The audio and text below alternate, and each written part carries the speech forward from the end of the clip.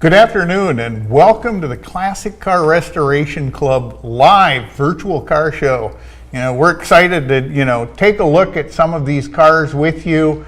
Of course, there's always a ton more cars than we've got time to get in. So if you don't see your car, if you want to check out all the entries, go ahead and go over to the site and click on the link. You can actually see all the cars and all the descriptions in, but we've kind of culled it down to a few that we wanted to show you. Now, if your car is not seen, it's not because it wasn't good enough. It's sometimes the photo was too low resolution or too dark or too light, or there was just an issue that we couldn't get it in. So with that, our sponsor today is UPcarparts, and that stands for United Pacifics. And if you check the site, you're going to find that we've done a bunch of installations of UP lighting solutions, and they have just the most awesome headlights. They're die-cast aluminum housings with polycarbonate lenses, so they're not going to break the second a rock hits them. They're great lights. Just check the link down below here, and there's going to be a place for you to enter to win a set of UP CarParts headlights, and these are great headlights. They have 2,700 lumens on high beams and 1,200 lumens on low beams.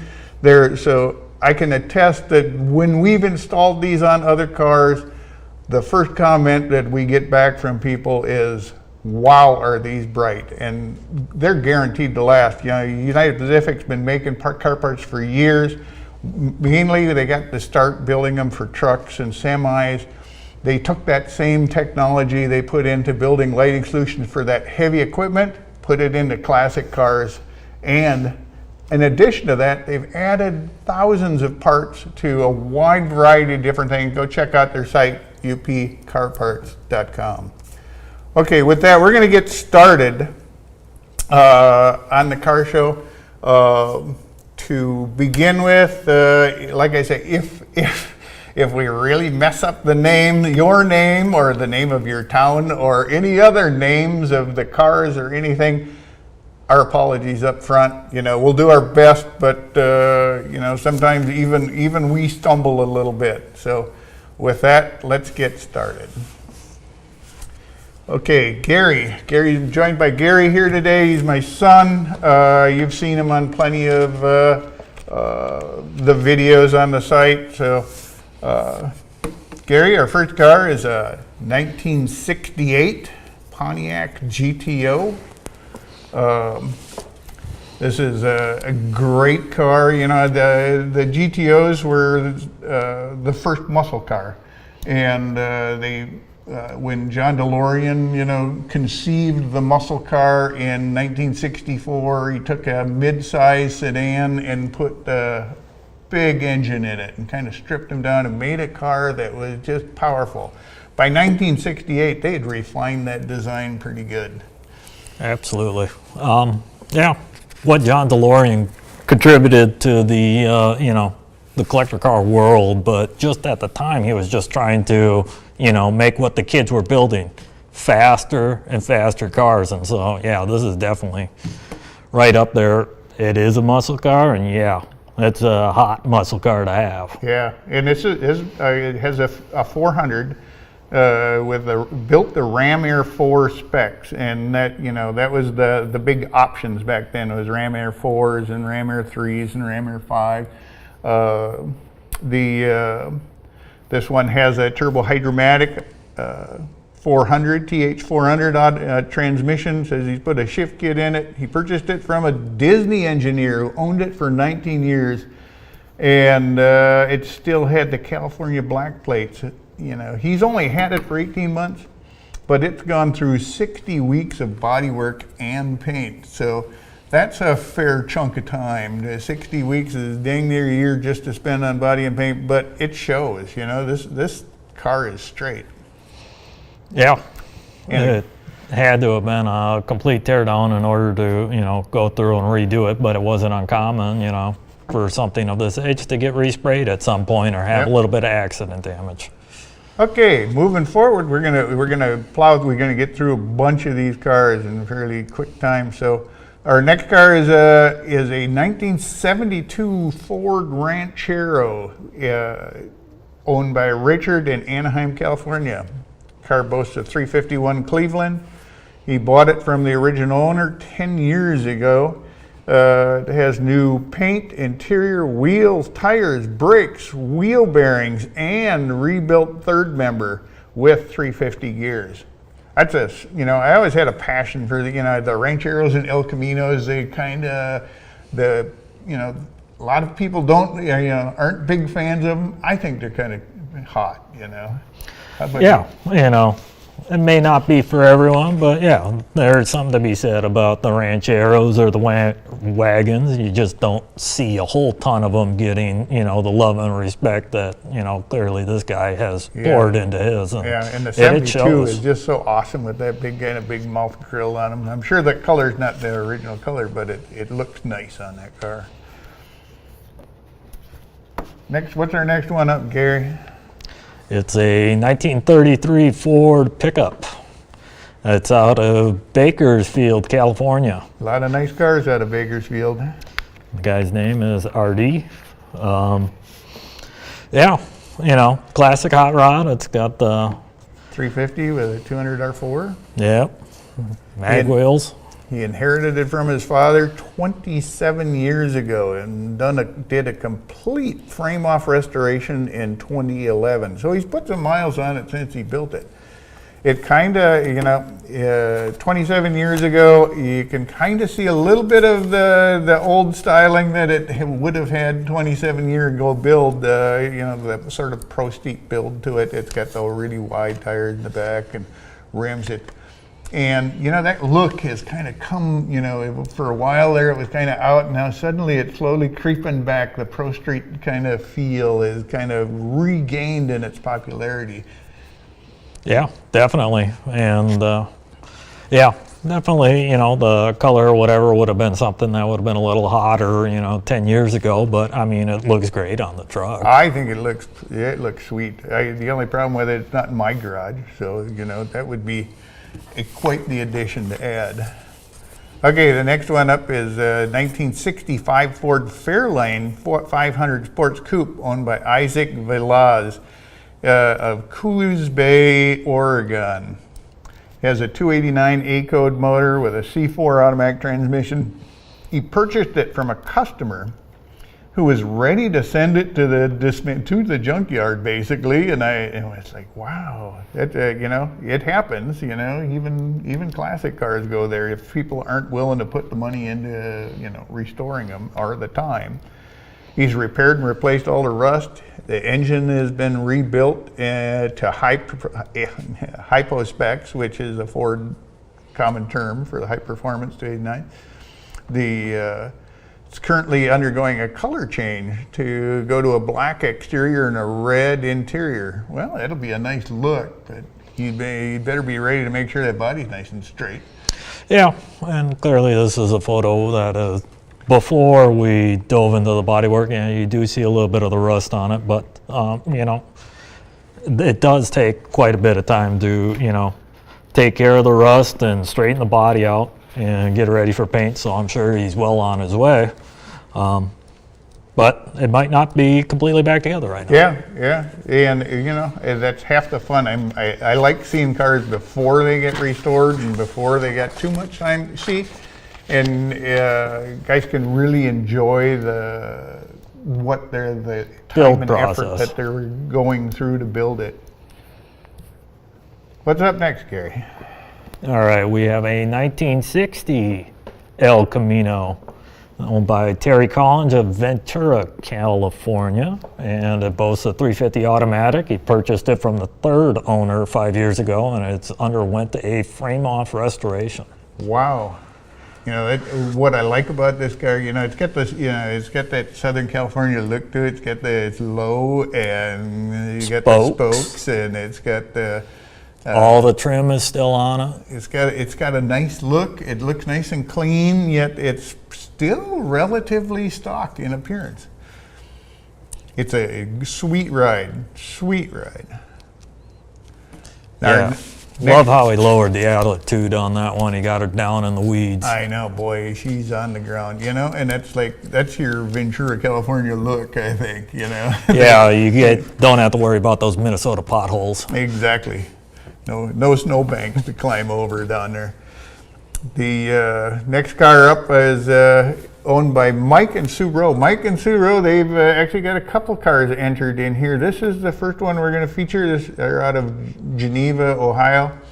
It's a 65 Mercury Comet Caliente. And posts a 289 engine with a C4 automatic. He purchased it from another owner in 1998 who drove it in parades he's owned it for 26 years. And he acquired a NOS interior, which is kind of impressive, a new old stock interior. I suppose that 26 years ago it would have been easier to find a NOS interior. Yeah, find all the pieces of the interior. I'm sure you could find a couple pieces here and there, but to find all of the pieces to do an NOS, yeah, that would have been easier a couple of years ago. But yeah, it's surprising how, you know, a lot of these cars that, you know, you could find parts for 25 years ago, now suddenly they're really, you know, starting to disappear. the market is dried up and you're really searching. People has to begin to recognize a lot of these, you know. Oh yeah, the value in these vehicles too. Yeah. Next up, we have out of Calgary, Alberta, Canada, we have Dave E. sends in a pickup of his 1975 Plymouth Roadrunner. This is like, you know, after the late muscle car era when they started to kind of downpower a lot of this stuff because of the Iranian oil embargo and higher insurance rates and everything else. So you don't see a lot of these like surviving that, but you know, it's awesome to see a nice clean example like this, you know. Yeah, I always appreciated that Chrysler always continued to, you know, add the graphics on the side, the graphic on the hood. You know, a lot of the manufacturers ventured away from that, but the Chrysler stuck with it. And so, you know, yeah, when you see it at the show, wow, what is it? Yeah, they stand out, and they're the, you know, with the 400 4-barrel dual exhaust and a 727 automatic, it no doubt has a lot of the spunk still in there. He fully restored it. It took him a few years from 2019 to 2021, but that's only a couple of years, so good job. And must have started with a clean example. Yeah, you're making us feel bad if you get them done in 2 years, guys. The next car is 1955 Chevy Bel Air that's owned by Steve Anderson. And Steven has his 55 Bel Air looks pretty stock, and it is still running its original 265 V8 engine, 3-speed manual with an overdrive. He purchased it from the third owner. He's owned it for 28 years. The engine and transmission he has rebuilt, and he's currently restoring the interior. Great thing about these Tri-5 Chevys, you know, 55, 6, 7, is there are parts available. You know, if you want to restore an interior on a car like this, you know, you could get a fully stitched, fully ready interior without breaking the bank too. And, you know, it's just a matter of slipping it on. Our next car up is, go ahead, Gary, I'll let you take it. It's Mike Atkins, Lottahatchee, Florida. It's a 1934 three-window coupe. Boasts a 355, backed up with a Tremec 5-speed. This was originally built by Street Rods by Michael. It's a Street Rod by Michael chassis, it looks like. And a Show Me Rods custom body. So it's fiberglass body on this car. And it's a nice looking car, you know. It's got for a 34, it's got the chop like a California kid sort of chop to it, and nice low stance and look. He started as a retirement build in 2020 and finished it in 2023. So now I guess he's going to spend the rest of his retirement just driving it and having fun. Yeah, absolutely. And it really is a hot rod ever really done? There's always something you can fix. There's or something to change be or improved make on, even or better. something you want to add to it. Maybe it needs air conditioning, Yeah. especially in Florida. All right, our next car up is Mike from Plover, Wisconsin. He has a beautiful 1976 Pontiac Trans Am. These cars were, this is the last year you could get a 455 in these, and that in itself makes me a big fan of the 76 Trans Ams. They had all that, I know the 77, 78s kind of took on a life of their own because of Smokey and the Bandit, and that was the car used in that movie. But those weren't as powerful as the 455 Trans Ams of 76. And to me, it's, if you're going to own a muscle car, it's all about power. And this one is a good example. He found it on eBay. He's owned it for 14 years. And he is engine dynoed at 570 horse. That's power. Yeah, it's got to get up and move. All right, moving forward, we're going to Richard Caulfield of Pennsylvania sent in his car. And it's a 55 Crown Victoria.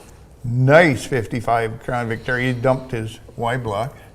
Yeah, we got a 302 with an automatic overdrive transmission. So, no, that's not the Y block and the Fordomatic in there anymore, but... A lot more drivable. Oh, I'm sure. And yeah, so built for cruising. He's owned it 14 years. He says he's added accessories, and just at one glance, Richard, you've added a lot of accessories. You've got like Laker pipes on it, cruiser skirts, Continental kit, Mercury chrome underneath the windows. Yeah, it's got a little. It's very original looking, but it's got a few custom touches that give it that sort of 50s flair. 50s, kind of that lead sled flair. Yep. This one stood out to me. I liked it because, but I'm a fan of the big red and white 50s cars anyways. I think they're very iconic for the era. Next, we have Ted Larson's car from Sun City, Arizona. He has a Chevrolet Impala sport sedan with a 284 with a Power Glide. He purchased it from the son of the original owners about 5 years ago, and he's added new carpet, new headliner, installed leather interior, and minor mechanical work after the car had sat for 20 years. Yeah, it's like any car, as much as going to go wrong with it sitting still and driving it. Yeah, it's a really big problem when the mice get into it, or rats. Yeah, and thankfully, down in Arizona, I imagine, the cars stay, even sitting still, they stay a little bit nicer down there than they do Just having to worry where more we get a lot about of rubber rain parts up here, and the issues involved with, dealing with all of that. Our next car is from Tony Mahler of Malvern, Pennsylvania. It's a 1972 Oldsmobile Cutlass Supreme. It boasts a 350 with a 5.7 liter, it boasts a 350, which is a 5.7 liter 4-barrel, with a turbo hydromatic 350 with automatic with a console shift. So he's got the console in it. He's got it's a nice looking clean car. It belonged to his father from 1980 until he passed in 98, and he's owned it since 99. So he's kept it in the family, kept his father's dream alive. 7-year restoration in his father's memory from 2005 to 2012. That's, he's obviously put the time into getting all the details right. Restoration included engine rebuild, custom paint with the stripes, LED lighting, and he updated the stereo. So he's, gave it a few updates to make it a little more fun to drive. the AM radios of 1972 and Leave something to be desired, you know. I'll be going down the road bumping and the 8-track NPR. players just didn't quite, you know. Yeah, I never, you know, if a guy's going to drive a car, you know, I usually don't have a problem with having some sort of new audio system in there, just because even if they choose not to cut up the dash, just have some, you know, something tucked away They somewhere. got so many options for hiding it somewhere and just having a remote. Yep, and even some of the stuff that goes in dash, they've done a good job of making it look like the factory original stuff, and you can have all the modern conveniences of, you know, Bluetooth and USB ports and the whole 9 yards, yet still look like the original factory radio. Yeah, I really love what they did with the stripes. I don't know if that's exactly factory, but it definitely complements nicely with the white interior and the top. Yep, and it works really. You know, I'm with you. I'm not enough of an Oldsmobile expert to know, but I think those striping looks correct for the era, and it looks nice on this car. I'll let you take the next one, Gabe. All right, next up we got Thomas Harper, Bedford County, Virginia. He has a 1935 Ford two-door standard sedan. Features its original 221 cubic inch engine. That's a big old flathead. 3-speed, purchased from my grandmother 67 years. So he purchased it from his grandmother 67 years ago. So the guy has owned the car longer than I've been alive. So, you know, that is cool. Yeah. And he totally restored it to Ford factory specifications. That's cool. Another thing I really like about this picture, he's got that vintage train in the background. You know, it's something like one of those things you kind of like, you know, you say, oh, wow. You know, that's cool. That makes the picture so much better. You know, sometimes you gotta, some guys, when you're taking pictures of your car, you know, think about what's in the background too, you know. And, you know, we'd kind of contemplated about having like a, you know, best picture award, but I think we'll try that maybe next time, and we'll kind of have you guys like show a little bit, give you guys enough heads up to do a little creativity with it. But this car, I thought, you know, for owning it 67 years, that's quite epic right there. Yeah. All right, what's our next one, Gary? Edward Thames of Oklahoma has a 1962 Ford F100 unibody. Features a Ford 5.3 liter Godzilla motor, a Ford 6R80 transmission, and he bought it at auction 3 years ago. The truck, when purchased, had a Chevrolet drivetrain. This winter, I upgraded the drivetrain to all Ford. Well, congratulations. Yeah. You know, a lot of hot rods end up with Chevrolet components, but I'm glad that and he that's put. a pretty popular thing to do. You know, it wasn't, you know, a lot of wasn't so long ago. A lot of customs, when they modified the drivetrain, a lot of guys went with small block Chevys. Yeah, especially 30s cars where you had a narrower engine compartment. Yeah, because the small block Chevy it's a really narrow engine, and you can fit it in some pretty tight spots. It's short and narrow. You have plenty of power.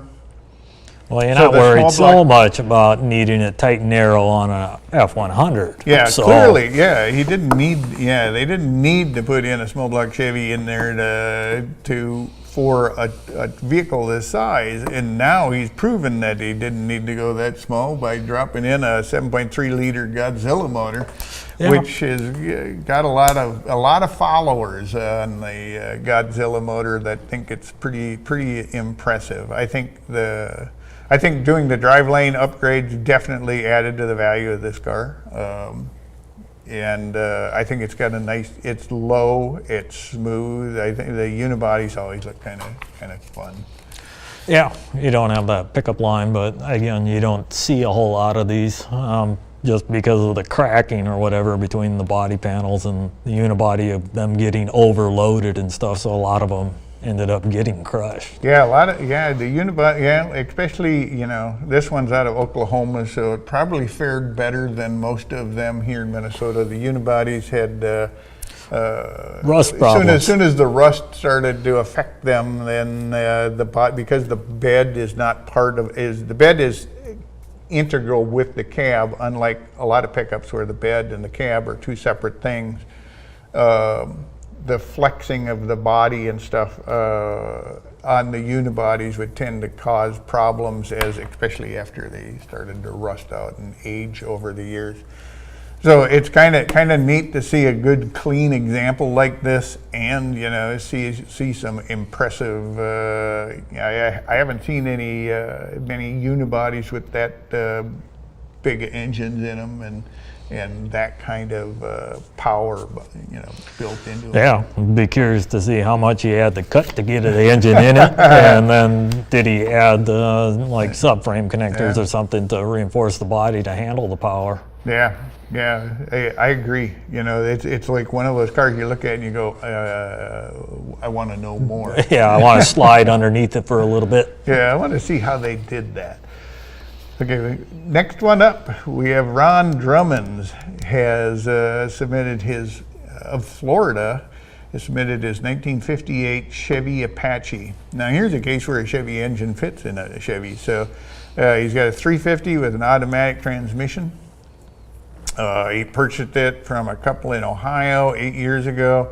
And the truck has an automatic transmission, power steering, power brakes, electric windows. So it's what I like about it is it's down there in the weeds a little bit. He's got the stance right.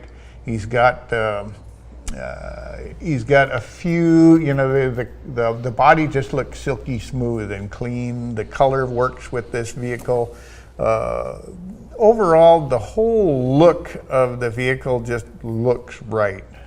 Yeah, he's definitely got the larger fender badge or whatever. It's also a big window pickup cab. I always thought these things looked a little silly with the small windows in the rear, but he's clearly got the big window. He's got pearl white paint on it.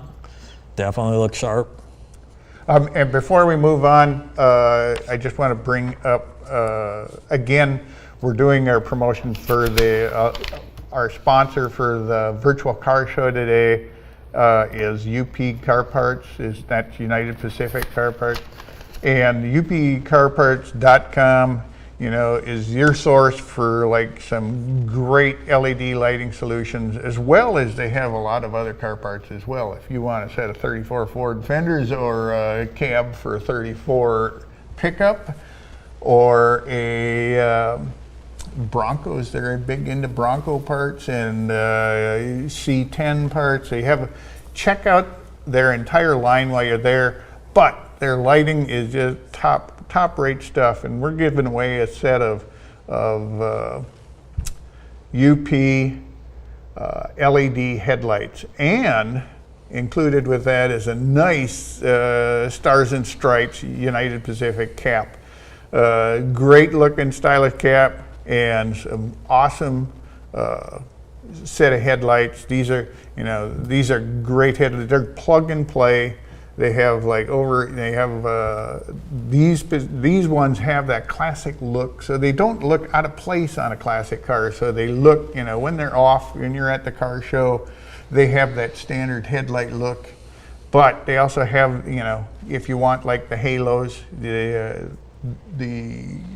option is there to turn those on. They can be amber or white. They can be, so they're, that's a great thing about LEDs. It gives you versatility if you want to change the color. So go down, click on the links, go ahead and, sign up for the sweepstakes. And like I said, we're going to give away a set of these great headlights. If you want to check out the UP headlights, go to the website, type in LED headlights, and you're going to see that we've installed a few of these over the years. And I can tell you, in all honesty, of all the LED headlights we've installed, not one of them has failed yet. And that says a lot about the quality of the United Pacific parts. And so go check that out, UP Auto Parts or UP Car Parts, and again, click on the links and check out those and make sure you sign up and get a chance to get win the set of headlights. All right, moving on. We're going to get back to our virtual car show. Our next car up is, you know something about Mustangs, Gary. Kevin Brewski, Helen, Montana. 66 Ford 289 Mustang coupe, automatic. He bought it from the dealer. And he's owned it for 32 years. 32 years he's owned this car. Holy smokes. So it is, what I really like about this is, for a long time, like the coupes were just ignored. And, yeah. And the second the fast or the sport roof cars went through the roof, and now it's affordability issue. It's like half the price for a coupe, compared to a sport roof car.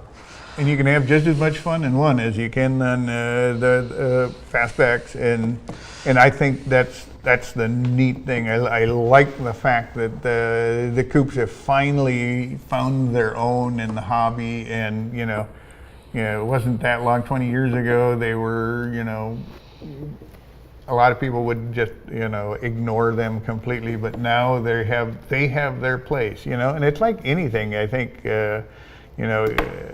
eventually it all comes around, and like even the four-door cars for a long time were all ignored, and now they're equally as respected at the car show as the two-door counterparts. And I think it's just the evolution of the hobby and the appreciation of the cars. Yeah, absolutely. Okay, moving ahead then, Gary. What's on your next car? It is a 1963 Ford Thunderbird, owned by Al Murrison, Southeast Pennsylvania. Features a 390 cubic inch cruise-o-matic automatic drive transmission, and he was started the project as a COVID project 4 years ago. Completed fuel system, front brakes, disc front brake conversion, updated most of the chrome and the interior.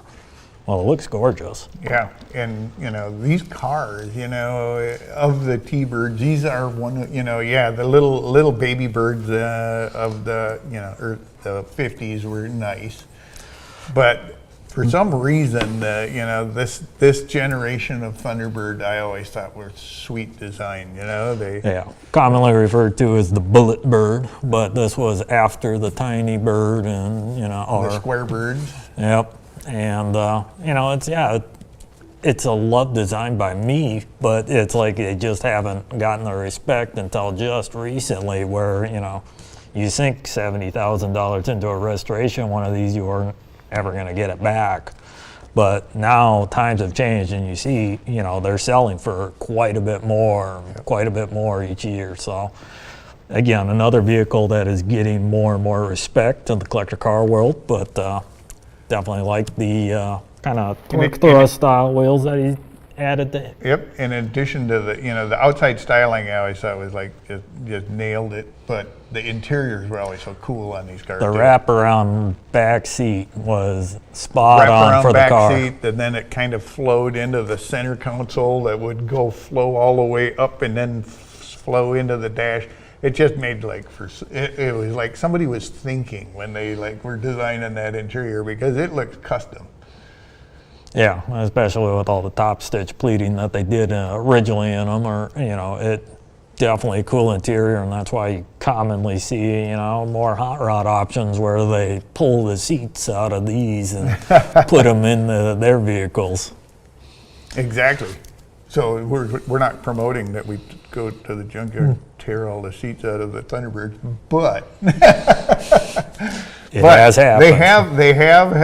We have seen that happen. We've started to see those Thunderbird interiors in a lot more than just Thunderbird. So they are great interior. The consoles the console and the dash all just flow together to make it a low cost, full custom interior. Next up, out of Reseda, California, Jerry Hill sends us a picture of his 1935 Chevy panel. he's got a 250. Now I'm not sure what a 250 S6 is, and it could be the original motor. I don't think so. It'd be a 216 or something like that. But I imagine it's in a 6-cylinder engine. He's got a turbo 350 behind it, so it's got an automatic transmission. The car is being used. The car was originally used for a restaurant sign in Northridge, California, Abe's Deli. And when the restaurant closed, he happened to drive by and, couldn't resist bringing this one home. I could see that being parked out in front of a deli with some script signage on the side of it, call attention to your deli. He's totally gone through the entire car. And it shows, that's not something that's like just a restaurant sign anymore. That's something you can, Yeah, this is no longer yard art. Yeah. and you can't have enough good yard art, but this is a good example. And I think, what Jerry's done to it, obviously brought this thing back to life and made it, it'll have another generation of love where people will get to enjoy this car. Next up, our good buddy Colonel Joe Rose from United States Air Force, retired, is out of Oak Brook, Kansas. He has this 1957 Olds 98. Has the 370 V8 with the stock automatic transmission. He acquired it from his sister-in-law's better half. He had it for 2.5 years. It's got 48,000 miles on the car. He's upgraded the braking system. Now, I have while I've never owned one of these, it's like the design for a 50s car just always somehow just checked all the boxes. It was the kind of car where you looked at it and thought, this is sweet, this is nice. It had what I really liked about these was the back window was divided into 3 pieces. It was like had the little separate pillars that had 2 ridges that would go up and followed the whole roof line. And that styling cue that followed all the way back, those ridges, like they carried it not only from the roof back, but they ran it right down into the windows too. So it kind of helped unify the whole design, gave it its own little styling cue. Yeah, another little neat feature that was very specific to the 1957 is in the rear bumper there was this kind of like stacked rectangular exhaust tip that actually goes through it, and that was for 1957 only. That's a very rare option to have on the vehicle. Yep. But again, in this year, the Oldsmobiles, like where the Tri-5s, every year was different. On the Oldsmobiles, it was the same thing. The 55, the 56, they look nothing like a 57. So yeah, these are kind of rare and sought after to see, and this is very clearly a very well preserved example. Yeah, I love this car. I think it has the nice look to it. It has the white car with the white walls and the nice stance. It looks a little lower than stock, and with the fender skirts, it has that whole old 50s kind of feel to it. Next up, we have out of Manchester, Missouri, we have Dave Segester, has a 1955 Chevrolet 210. It has a 265 V8 with a Power Glide transmission. He purchased it from a friend a year and a half ago, and he's added some factory accessory trim. That's cool. You're starting to see a lot of these Tri-5 four-doors that have regained in popularity. You see them on a lot of, people that want to have a vintage, classic car and want to drive the heck out of them and have it look good and, enjoy the hobby without breaking the bank. Yeah, and it's a lot a lot easier to load kids in the car seats, especially if you got 4 full doors rather than a 2-door. Yep. So I think that's also driving, 4 doors and 4-door prices. But yeah, this is definitely an all original example, except for probably some paint work. But it's a very clean example.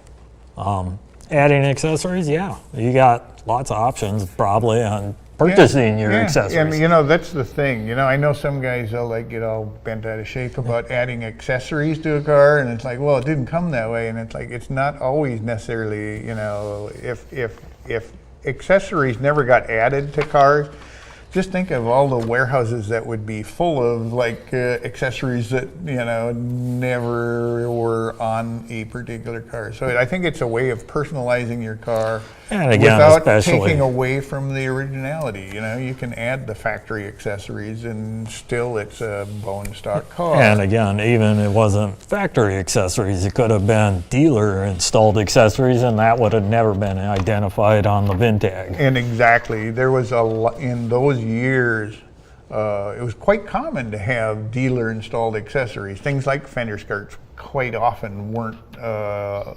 installed at the factory. A lot of options were left to the dealers to install as well. So there are those options that came from the factory and those options that were dealer installed accessories, and or even dealer installed options. Some cars just for production reasons, they wouldn't install some options unless it was specifically ordered for a car.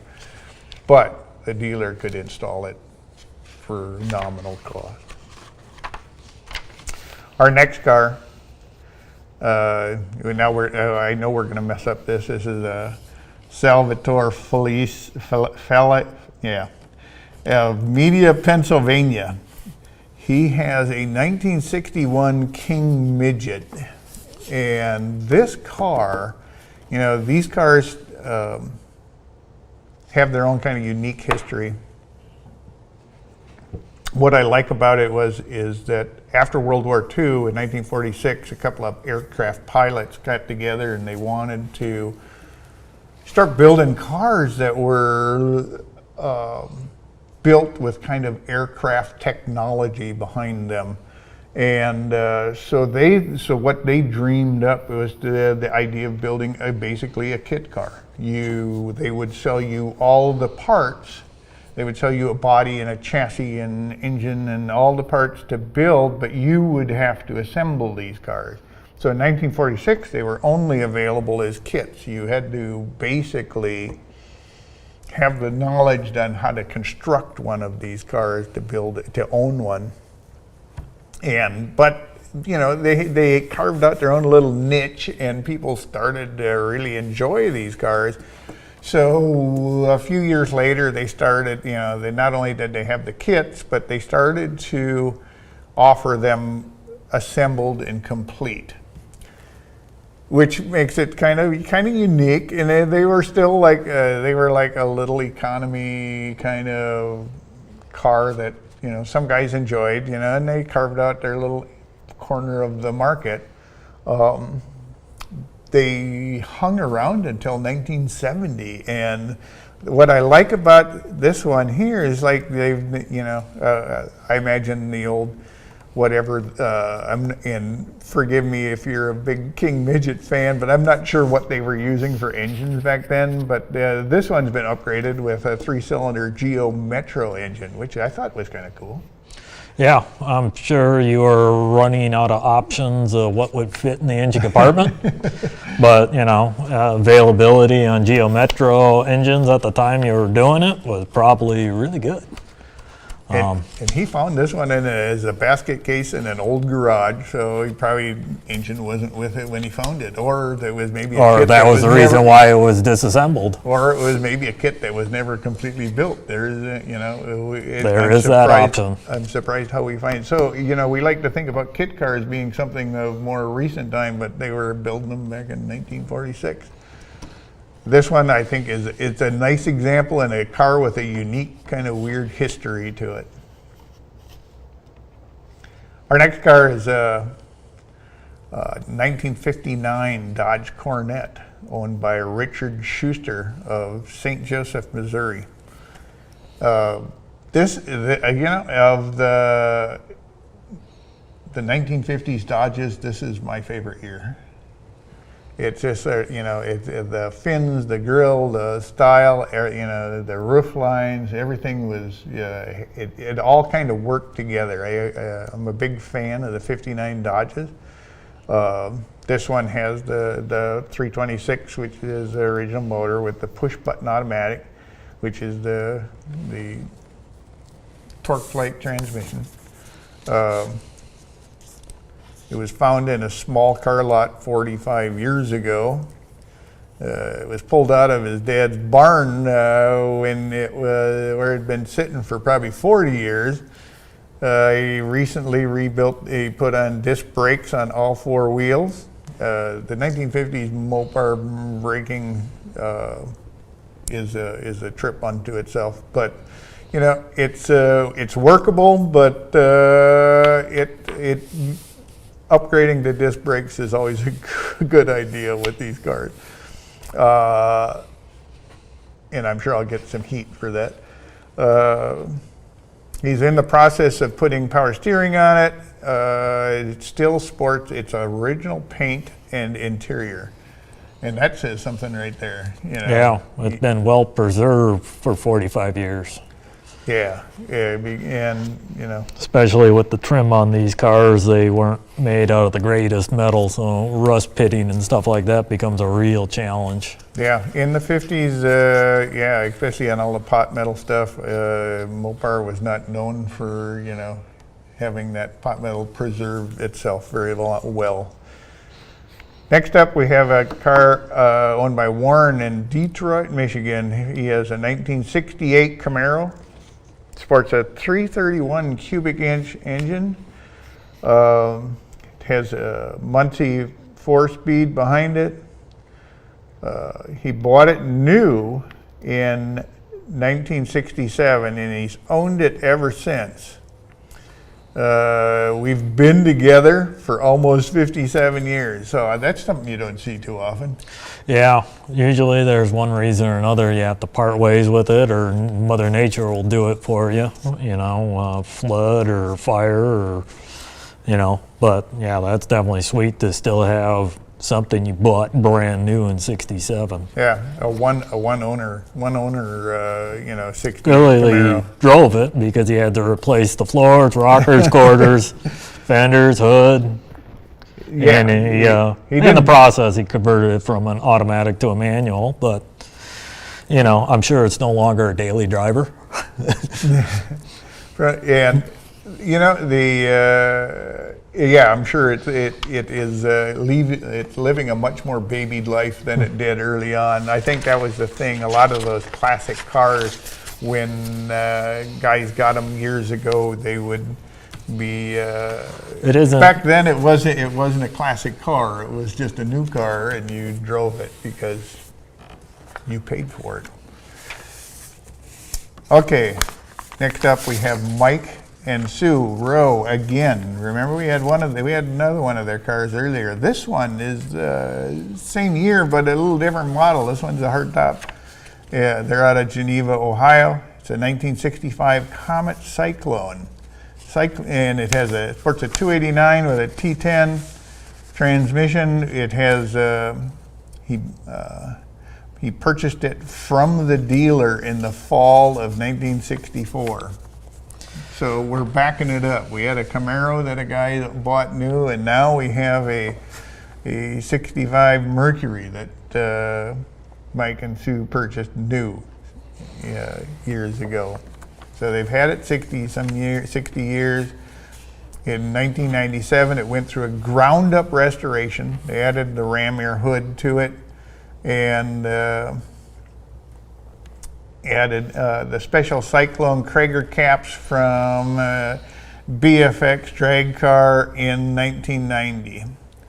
And you'll have to forgive me, I'm not sure of the significance. I know, that the Cyclones really had a following. They were known for their power. They were known for, being, that was during the muscle car craze and during the period when, cars had to perform at the track. Yeah. Well, clearly his garage must just be filled with Mercury because he's got the Comet Caliente. Yep. So, some people, brand loyalty is key. I know, and that's cool though. Our next vehicle up is Eric Peterson from Vancouver, British Columbia.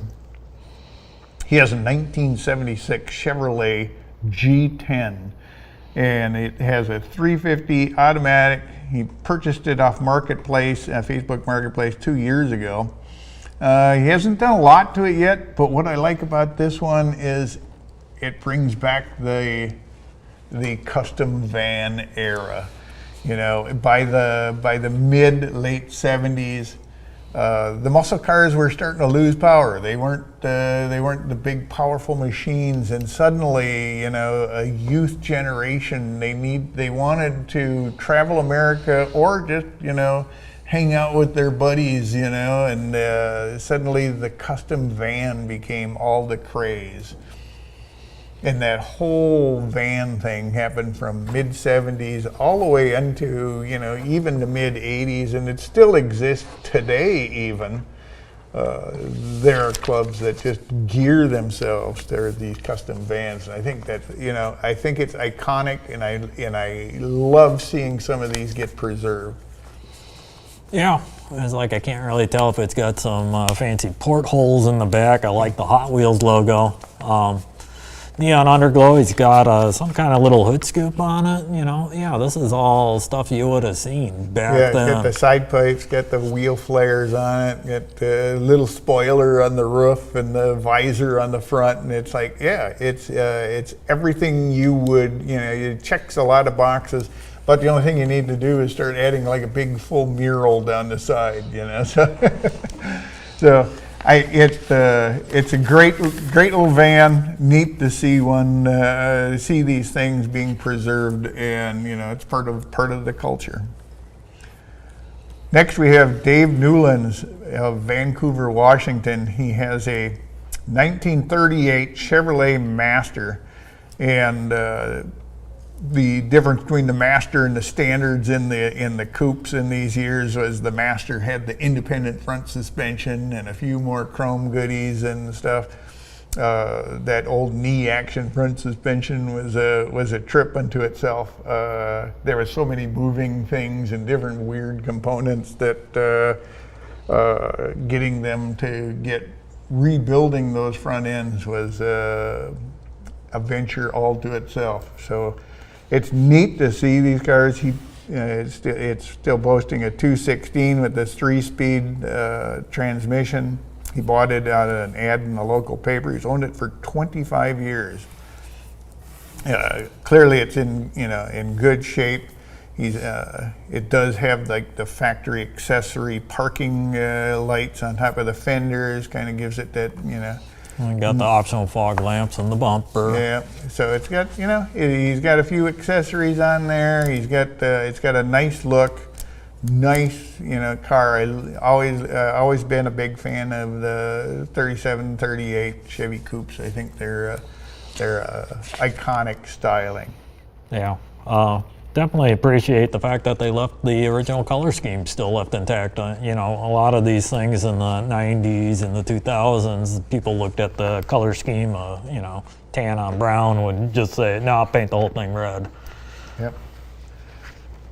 Okay, and lastly, we have Peter from Alva, Queensland, Australia.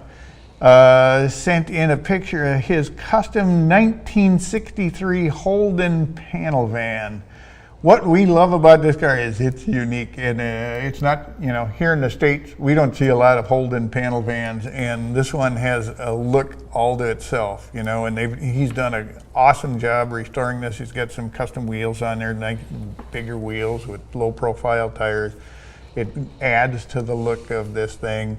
The roof line is kind of, it's crazy. You know, you don't see anything in the American market with roof lines or that grill, that is unique grill on these cars. Yeah, I've never seen one before, and it was probably because these things were never imported into the States. But I definitely love the whole autocross theme he's got going with this, getting it squatted right down on the ground with the correct wheel and tire to give it a real mean stance. And it's got a 308 V8. It's got automatic. He built it from a shell, so he started with just a basic shell, and then probably why it has a real custom look to it is he had the. Yeah, I doubt it's boasting any of its factory suspension items that would have came underneath it. I'm sure it's all been upgraded or new. Mm-hmm. And okay, now with that, before what we're going to do, we've kind of gone through and picked what we find is our top 5, basically our editor's picks, not necessarily the best 5 cars in the lot, but the cars that we saw and we kind of realized that these cars look, they were just maybe our picks as far as what hit us the right way. And number 1 on our list of cars for our editor's choice is the 1960 Chevy El Camino, owned by Terry Collins. We just love this car. It has the right stance, the right look, and again, back to that, what I talked about earlier is like, we've been talking about having, a best photos thing. What we like about this one is, you got the mural of the cars in the background. It has the whole look of the scene has that Southern California feel. And we love the car. We love the photo. Great looking rig. Absolutely. Love the stance.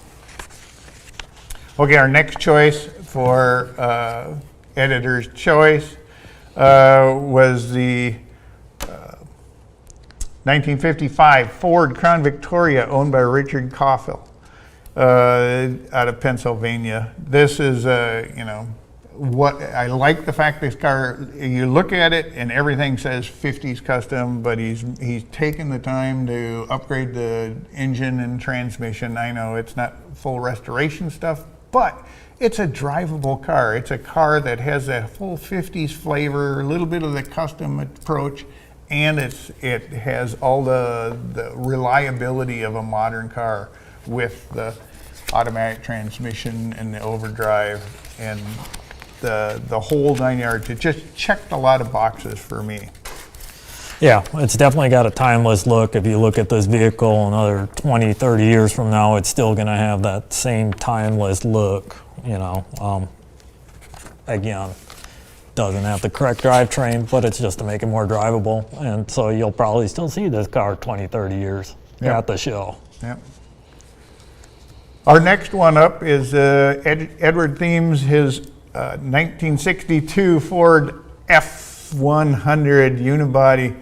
I liked this car because it was low, it was smooth. They've shaved the door handles off. They've kind of done some things to, they painted the bumper. They've kind of done some stuff to give it sort of a more modern, smooth feel to it.